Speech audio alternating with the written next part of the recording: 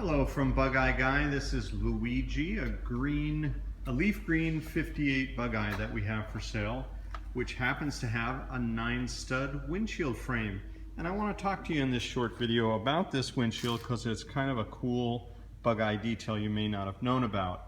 Now, they started production with car AN5L 501, and at 5477, so roughly 4,900 cars later, they did away with this windshield frame, and I just thought I'd show you the subtle differences between the two so you can identify these cars. Now, many of the 58s no longer have this windshield frame because they have broken, and many non-58s have this thin windshield frame because they've been swapped.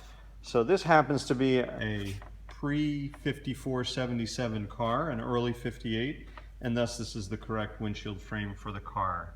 Now, a couple things. It had a square section stanchion, and I'll show you it's much more smooth. It's a smoother profile on the later stanchion, and this would have been leaf green to be correct. It would have been painted body color.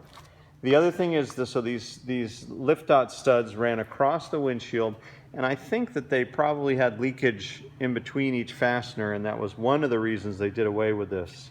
These lift dots, by the way, were supposed to be oriented 90 degrees this way, but this installer put them on their side, and this should have been a lift dot fitting. But again, those are minor details. What's cool about it is that this more slender frame is actually, I think, much prettier and more graceful. It's reminiscent of the 100 Heelys. The big Heelys had a similar thin frame. Of course, their frame moved, but this one is also equally graceful. So it's a very beautiful part of the car. They're more fragile. If you grab them, they're more prone to cracking. And I think that's why they changed to this later style of windshield frame, which you'll see on this car that's here from Colorado for a makeover. This one came after 5477, and this is a 2-stud windshield frame that has this hook lip right here where my fingertips are. And there was a bar in the later tops that hooked underneath here, and it went into this little channel along the windshield frame, and it gave you a much more secure interface, and it was less likely to have rain come up underneath this bar if you had it installed. Of course, in high school, I didn't have one of those bars on my Bugeye Gumby, and above about 25 miles an hour it would just balloon up and all the water would go in, which made life exciting on rainy days. But anyway, the proper way is to have a metal bar in the front of the top. And here is that later windshield stanchion, which you see is flatter.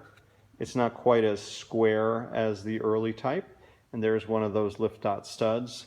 And these stanchions would have been anodized when the car was new instead of painted body color. Perhaps they made that change because it was easier to execute from a manufacturing standpoint to have all the stanchions the same. And so the later cars all came this way. So there you go. There it is, a briefing on various windshield posts and frames here from Bugeye Guy. And if you need the glass, by the way, or the tops, we have that all in our catalog at bugeyeguyparts.com.